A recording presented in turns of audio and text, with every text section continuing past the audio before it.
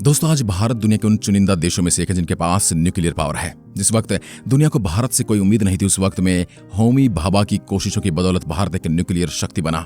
ये होमी भाभा की दूरदृष्टि और देश को आगे बढ़ाने की चाह थी, जिसके चलते कई मुश्किलों के बाद भी भारत इस मुकाम पर पहुंचा।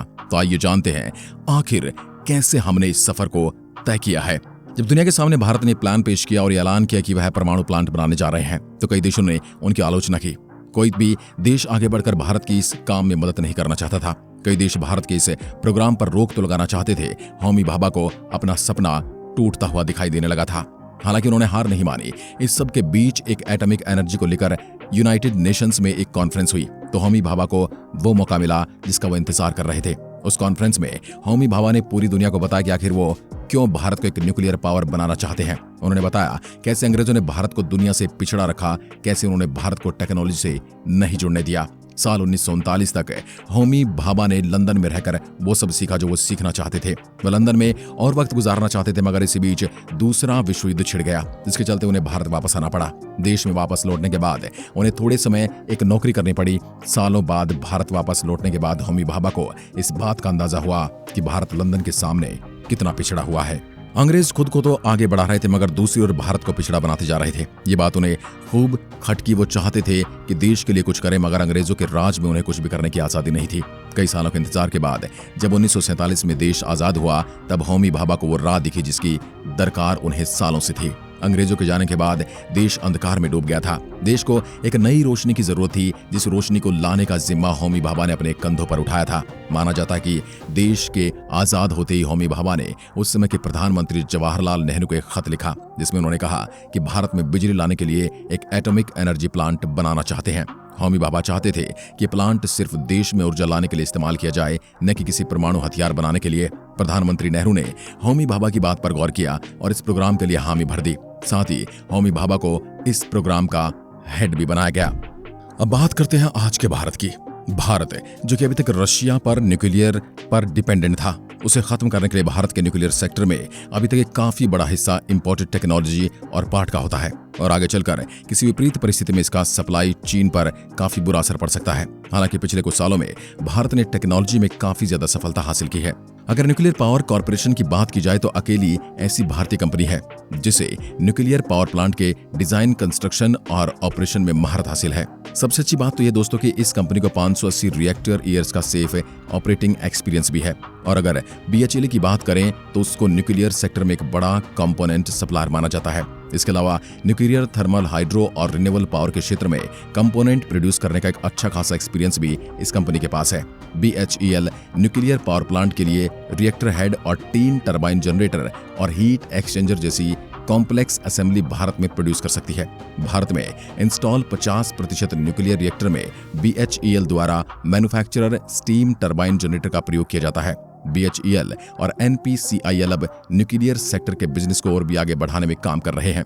आगे चलकर इन दोनों कंपनी को JB में नेशनल और इंटरनेशनल न्यूक्लियर प्रोजेक्ट में हिस्सा लेते हुए देखा जा सकता है। वहीं NPCIL अपनी कुछ कोड टेक्नोलॉजी भी BHEL के साथ शेयर करेगी, जिसका इस्तेमाल कर BHEL कुछ और न्यूक्लियर पावर्स का निर्माण भारत में आसानी से कर पाएगा।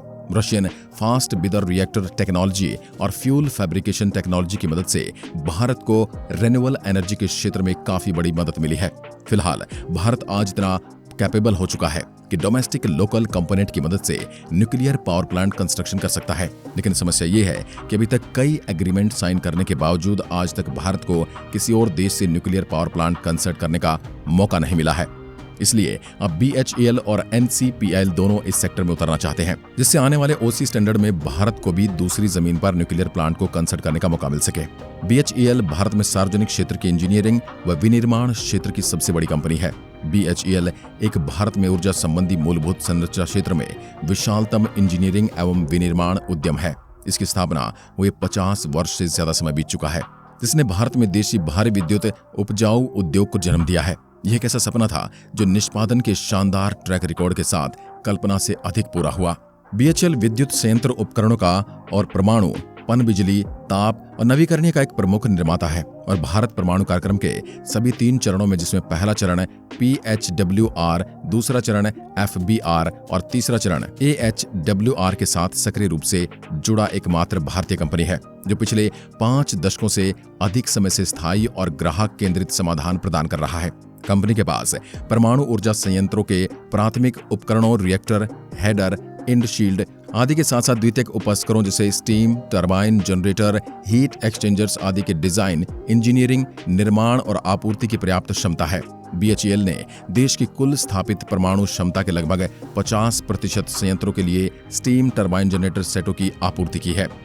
NCPIL कैगा परमाणु ऊर्जा संयंत्र कर्नाटक की यूनिट 1 यानी 220 मेगावाट के लिए BHEL आपूर्ति स्टीम टरबाइन जनरेटर सेट से दिसंबर 2018 में 962 दिनों के निरंतर संचालन का विश्व रिकॉर्ड बनाया था, जो परमाणु रिएक्टर और टरबाइन सिस्टम का सर्वश्रेष्ठ एकीकृत प्रदर्शन साबित हुआ है।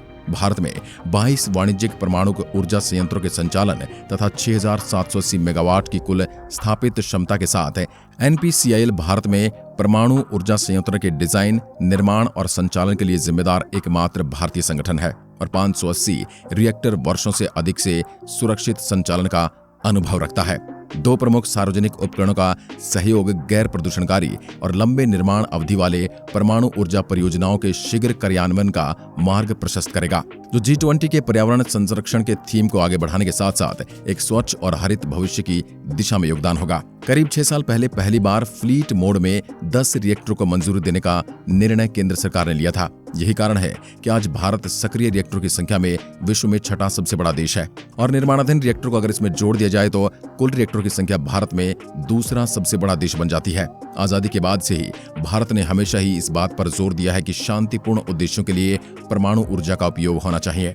दोस्तों, भारत ने दुनिया के लिए इसका रास्ता दिखाया है। पिछले कुछ सालों में भारत में पहली बार परमाणु ऊर्जा का प्रयोग बड़े पैमाने पर अलग अलग क्षेत्रों में किया जा रहा है। इनमें कृषि उत्पादों और सेब जैसे फलों का जीवन काल बढ़ाने के साथ ही कैंसर और अन्य रोगों के उपचार में नवीनतम तकनीक का उपयोग शामिल है। मौजूदा स्थापित परमाणु ऊर्जा क्षमता 2031 तक 6780 मेगावाट से बढ़कर 22480 मेगावाट हो जाएगी। ये इसलिए मुमकिन होगा क्योंकि अब तक परमाणु ऊर्जा से जुड़ी निर्माणाधीन परियोजनाओं का काम पूरा हो जाएगा। आज के लिए बस इतना ही। अगर आपको वीडियो पसंद आए तो लाइक कीजिए और ऐसी वीडियोस के लिए चैनल को सब्सक्राइब जरूर करें। धन्यवाद।